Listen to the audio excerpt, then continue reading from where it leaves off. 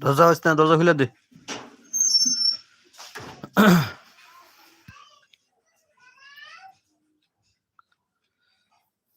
অবশ্যই like comment share করবেন। আর আমার চ্যানেলটি অবশ্যই, যেহেতু ছোট চ্যানেল, অবশ্যই আপনাদের হেল্প দরকার। আপনারা অবশ্যই আমার চ্যানেলটি সাবস্ক্রাইব করবেন।